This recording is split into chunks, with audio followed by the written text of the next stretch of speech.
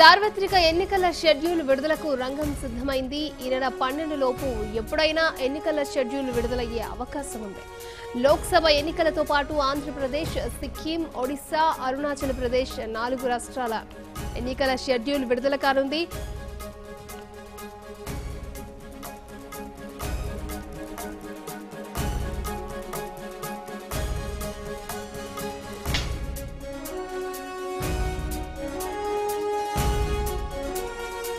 ఏడు నుంచి 8 దశల్లో సార్వత్రిక ఎన్నికలు నిర్వహించే అవకాశం ఉంది. అయితే తెలుగు రాష్ట్రాల్లో ఒకేసారి ఎన్నికలు జరగనున్నట్లు తెలుస్తోంది. వీటితో పాటే షెడ్యూల్ కూడా విడుదల కానుంది. ఇప్పటికే ఎన్నికలు జరిపించేందుకు ఏర్పాట్లు పూర్తయ్యాయని ఈసీ ప్రకటించిన నేపథ్యంలో అన్ని ప్రధాన రాజకీయ పార్టీలు ప్రచారంలో తలమునకలయ్యాయి.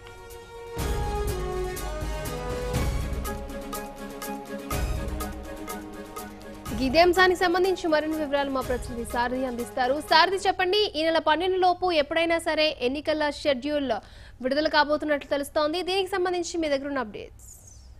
అంటే 12 కంటే ముందుగానే వచ్చే ఛాన్సెస్ ఎక్కువగా కనపడుతున్నాయి. ప్రధానంగా ఒకే ఒక్క సమస్య ఏంటంటే జమ్మూ అండ్ కాశ్మీర్ కి సంబంధించిన ఎన్నికలు కూడా దీంతో పాటు కలిపి జరపాలా లేదా అనే దాని మీద, సిక్కిం కి సంబంధించినటువంటిది కూడా ఇలాంటి కొన్ని అంశాల మీద డెసిషన్ తీసుకోవాల్సి ఉంది. ఎలక్షన్ కమిషన్ నిన్న దానికి తగ్గట్టుగానే డెసిషన్ తీసుకున్నట్టుగా తెలుస్తుంది. మరోవైపున ఆర్డినెన్స్ సంబంధించి ఏదైతే విశ్వవిద్యాలయాల్లో పదోన్నతుల్లో రిజర్వేషన్లు పాటించాలి అనే దాని మీద కేబినెట్ డెసిషన్ తీసుకుంది. అయితే దానికి ఒక ఆర్డినెన్స్ కూడా అవసరం ఉంది. ఆర్డినెన్స్ రావడం కోసం వెయిట్ చేస్తున్నట్టుగా సమాచారం అయితే వస్తుంది. బహుశా ఈ రోజు సాయంత్రం లోపు అలాంటి ఆర్డినెన్స్ ఏదైనా బయటకు వస్తే మాత్రం ఇమీడియట్ గా షెడ్యూల్ విడుదలయ్యే ఛాన్స్ ఎక్కువగా కనబడుతుంది. ప్రస్తుతం ఉన్న సమాచారం మేరకు రేపు సాయంత్రం లేదా సోమవారం ఉదయం లోపు ఎన్నికల నోటిఫికేషన్ వచ్చే ఛాన్సెస్ చాలా ఎక్కువగా కనబడుతున్నాయి.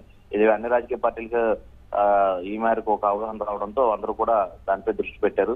మరోవైపు తమకు సంబంధించినటువంటి కార్యక్రమాలు ఏవైతే ఉన్నాయో అవన్నీ కూడా పూర్తి చేస్తున్నారు ప్రభుత్వ పరంగా. అటు కేంద్రంలో మోడీ కూడా యుద్ధ ప్రాతిపదికన ఆయన కొన్ని కార్యక్రమాలు ఏవైతే ప్రారంభోత్సవాలు లాంటివి ఉన్నాయో అవన్నీ కూడా పూర్తి చేస్తున్నటువంటి పరిస్థితి కూడా మనం చూడొచ్చు. మొన్న వారణాసి కానీ నిన్నంతా కూడా నోయిడాలో కానీ ఆయన చాలా యుద్ధ ప్రాతిపదికన చాలా ప్రాంతాల్లో ఆయన తన పర్యటనలన్నీ కానించుకుంటూ వస్తున్నారు. చాలా క్లియర్ ఇండికేషన్స్ అయితే వెళ్ళిపోయాయి. ఎన్నికల నోటిఫికేషన్ వచ్చేస్తుంది అన్నది. ఆ నేపథ్యంలోనే అన్ని పార్టీలు కూడా ఇప్పటికే తమ ప్రచారంలో రంగాన్ని సిద్ధం చేసుకుంటున్న ప్రచారానికి సంబంధించి. మరోవైపున లిస్టులు కూడా బయట పెట్టినాయి. ఆల్రెడీ కాంగ్రెస్ తన ఫస్ట్ లిస్ట్ కూడా బయట పెట్టేసింది. ఉత్తరప్రదేశ్ లో సోనియా గాంధీ, రాహుల్ గాంధీతో సహా రాయ్ బరేలీ, అమేథీ ఇలాంటి స్థానాల్లో ఎవరెవరు పోటీ చేస్తున్నారనే దాన్ని కూడా బయట పెట్టేసినటువంటి పరిస్థితి. సో దేశమంతా కూడా ఒక ఎన్నికల ఫేవర్ వచ్చేసిందని చెప్పాలి. పైగా ఈసారి జరగబోతున్న ఎన్నికలు అనేది చాలా ప్రతిష్టాత్మకంగా మారింది చాలా రాజకీయ పార్టీలకి. కొన్ని రాజకీయ పార్టీలు ఇందులో ఓడిపోతే పూర్తిగా తుడిచిపెట్టిపోయే అవకాశం కూడా ఉంది. అలాంటి పరిస్థితుల్లో జీవన మరణ సమస్యగా కూడా మారిపోయిన పరిస్థితి ఉన్న నేపథ్యంలో అన్ని పార్టీలు కూడా చాలా ఆతృతగా ఎదురు చూస్తున్నాయి నోటిఫికేషన్ ఎప్పుడు వస్తుంది అనే దాని మీద. ప్రస్తుతంలో సమాచారం మేరకు అయితే కనుక ఈ రోజు కుదరదు కానీ రేపు సాయంత్రం కానీ లేదా ఎల్లుండి మధ్యాహ్నం లోపు నోటిఫికేషన్ వచ్చే అవకాశం చాలా ఎక్కువగా కనబడుతుంది. ఓవరాల్ గా ఆర్డినెన్స్ కోసం వెయిట్ చేస్తున్నట్టుగా తెలుస్తుంది. ఏదైతే విశ్వవిద్యాలయాల్లో ఉద్యోగాల్లో రిజర్వేషన్ సంబంధించి ఒక చిన్న ఆర్డినెన్స్ రావాల్సి ఉంది. దానికోసం వెయిట్ చేస్తున్నట్టుగా ప్రస్తుతానికి ఉన్న సమాచారం. అది వచ్చిన మరుక్షణం ఎన్నికల నోటిఫికేషన్ వచ్చే ఛాన్సెస్ చాలా ఎక్కువ కనబడుతున్నాయి. ప్రస్తుతం అయితే మాత్రం రాజకీయ దేశం అంతా కూడా ఈ ఎన్నికల ఫేవర్ చాలా గట్టి స్థాయిలోనే ఉన్నట్టుగా తెలుస్తుంది. అక్షయ, అలాగే ఏ రాష్ట్రాలకు ఎన్నికల షెడ్యూల్ విడుదలయ్యే అవకాశం ఉంది, అలాగే విడుదల వారీగా కూడా ఎన్నికలు నిర్వహించే అవకాశం ఉన్నట్లు తెలుస్తోంది కదా? అంటే ఆంధ్రప్రదేశ్, సిక్కిం లాంటి రాష్ట్రాలతో దాదాపు 7 రాష్ట్రాలు ఎన్నికలు జరగబోతున్నాయి. అయితే దశలు కూడా ఈసారి 7 నుంచి 12 దశలు ఉంటాయని చెప్తున్నారు. లాస్ట్ టైం అయితే అప్పట్లో అయితే తెలంగాణ, ఆంధ్ర కలిపి కూడా విడివిడిగా జరిగాయి అప్పుడు. కానీ ఏప్రిల్ 30న, మార్చి 7న, అంటే మే 7న ఇలా 2 విడతలుగా జరిగాయి. కానీ ఈసారి ఆల్రెడీ తెలంగాణ ఎన్నికలు పూర్తయిపోయింది కాబట్టి ఆంధ్రాకి సంబంధించి అసెంబ్లీ ఎన్నికలు ఒకటే జరగబోతున్నాయి. సార్వత్రిక ఎన్నికలు మాత్రం తెలంగాణ ఆంధ్రకి కలిపి ఒకేసారి పెట్టాలనే ఆలోచన కూడా ఈసీ ఉన్నట్టుగా తెలుస్తుంది. సో ఆ యాంగిల్ లో చూసుకుంటే కనుక 2 రాష్ట్రాలకు ఒకేసారి జరుగుతాయి. అయితే మిగతా రాష్ట్రాల్లో మాత్రం కొన్ని విడతల వారీగా చేయడానికి రంగం సిద్ధమవుతుంది. అయితే ఈసారి 7 నుంచి 12 విడతలు ఉంటాయనేది ప్రాథమికంగా వస్తున్నటువంటి అంచనా.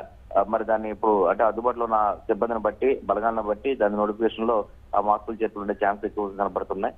మొత్తం ఏదైతే ఈ ఏపీ తెలంగాణకు సంబంధించి కాస్త లాస్ట్ ఫేజ్ లోనే జరిగే అంటే చివరి ఎవలో ఉండే ఫేజ్ లో చేసే ఛాన్స్ ఎక్కువగా కనపడుతున్నాయి. అక్షయ, థ్యాంక్ యూ సారథి.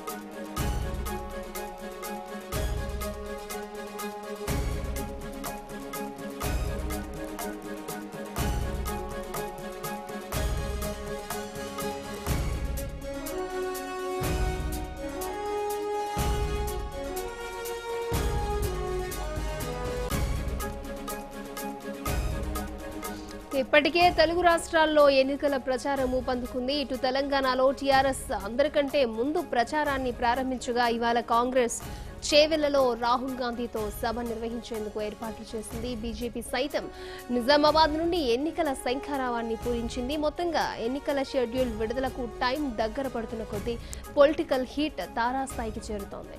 ఇక తెలంగాణలో సార్వత్రిక ఎన్నికలకు సంబంధించి మరిన్ని వివరాలు మా ప్రతినిధి కిరణ్ అందిస్తారు. కిరణ్, చెప్పండి, ఈ సార్వత్రిక ఎన్నికలకు సంబంధించి పార్టీలన్నీ కూడా పోటాపోటీగా ప్రచారాలు నిర్వహిస్తున్నాయి. దీనికి సంబంధించి మీ దగ్గర ఉన్న అప్డేట్స్. అక్షయ, తెలంగాణలో ఇప్పటికే ఎన్నికల కమిషన్ కూడా ఆ ఏర్పాట్లన్నీ కూడా పూర్తి చేసింది. ఎన్నికల షెడ్యూల్, ఎన్నికల నోటిఫికేషన్ ఎప్పుడు విడుదలైనా కానీ మేము సిద్ధంగా ఉన్నామని దాదాపు 2 నెలల నుంచి కూడా ఇటు రాష్ట్ర ఎన్నికల ప్రధానాధికారి రజత్ కుమార్ కూడా ఇప్పటికీ పలుమార్లు ఆ మీడియా వర్క్ షాపులు నిర్వహించడం కానీ, అటు జిల్లా కలెక్టర్లతో సమావేశాలు నిర్వహించడం కానీ, ఇటు వీడియో కాన్ఫరెన్స్ల ద్వారా ఎలాంటి ఇబ్బందులు లేకుండా ఉండేందుకు తను కూడా తగిన చర్యలు కూడా తీసుకుంటున్నారు.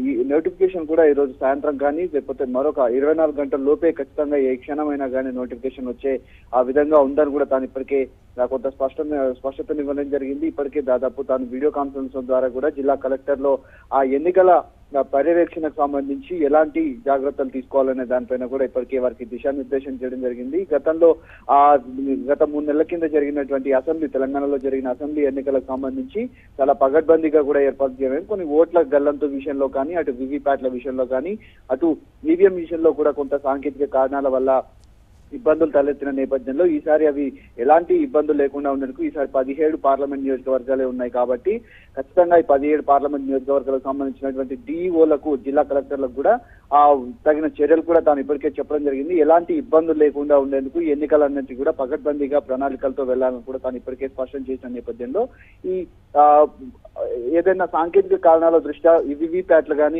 ఈవీఎం మిషన్లు కానీ పాడైపోతే మరొక 1600 వివిప్యాట్లు కానీ, ఈవీఎం మిషన్లు కూడా కావాలని కూడా ఇప్పటికే కేంద్ర ఎన్నికల సంఘాన్ని కూడా తాను కోరడం జరిగింది. వారు కూడా సూత్రప్రాయంగా ఓకే చెప్పినట్టుగా తెలుస్తుంది. అవి కూడా మరి ఒక 2 రోజుల్లోనే అవి కూడా రానున్నాయి. ఎందుకంటే కొన్ని పోలింగ్ స్టేషన్లలో ఉన్నటువంటి వివిప్యాట్లు ఏవైతే ఉన్నాయో ఆ వివిప్యాట్లు కానీ, ఈవీఎం మిషన్లు కూడా ఆ టైం కంటే లేటుగా అవి స్టార్ట్ అవ్వడం కొంత ఇబ్బందులు కూడా తలెత్తున్న నేపథ్యంలో ఓటర్లు కూడా ఎండాకాలం దృష్ట్యా ఇబ్బందులు పడకుండా ఉండేందుకు వివిప్యాట్లు కానీ, అటు ఈవీఎం మిషన్లు కూడా చాలా పక్కగా పనిచేయడానికి కోసం వారు కొత్తగా వాటిని కూడా చర్చించాలని కూడా ఇప్పటికే రజత్ కుమార్ కోరారు. ఈ ఎన్నికలకు సంబంధించి ఇటు డిఓలకు, ఎలక్టరల్ ఆఫీసర్లకు కూడా ప్రత్యేక ప్రణాళికలు కూడా వారికి దిశానిర్దేశం చేయడం, కొత్త ఓట్ల చేరికల పట్ల కూడా ఇప్పటికే పలుమార్లు పోస్ట్ కార్డుల ద్వారా ప్రజలకు వీటికి సంబంధించినటువంటి పోస్ట్ కార్డుల ద్వారా సలహాలు, సూచనలు కూడా స్వీకరించడం జరిగింది. కొత్తగా ఓట్లు నమోదు చేసుకునే వారి సంఖ్య కూడా ఈసారి గణనీయంగా పెరిగింది.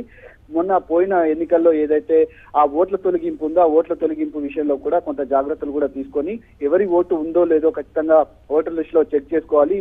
ఓట్ల నాడే కనీసం వెళ్ళి ఆ ఓటు వేసేందుకు ఓటు లేదని కూడా బాధపడకూడదు. ఖచ్చితంగా ఓట్లకు సంబంధించి ఓటు నమోదు కూడా చేసుకోవాలని కూడా చెప్తున్నారు. ఎన్నికలు అయితే ఎప్పుడు వచ్చినా కానీ మేము సిద్ధంగా ఉన్నాము, మా సిబ్బంది కూడా సిద్ధంగా ఉందని కూర్చొని ఈ రాజకీయ పార్టీలు కూడా తమ ప్రచారాల్లో బిజీగా ఉన్నాయి. మరొక 45 రోజుల్లోనే ఎన్నికల ప్రక్రియ అంతా పూర్తి కానున్న నేపథ్యంలో ఎన్నికల నోటిఫికేషన్ కూడా మరో 24 గంటల్లోపు రాబోతుంది. అక్షయ, థ్యాంక్ యూ కిరణ్.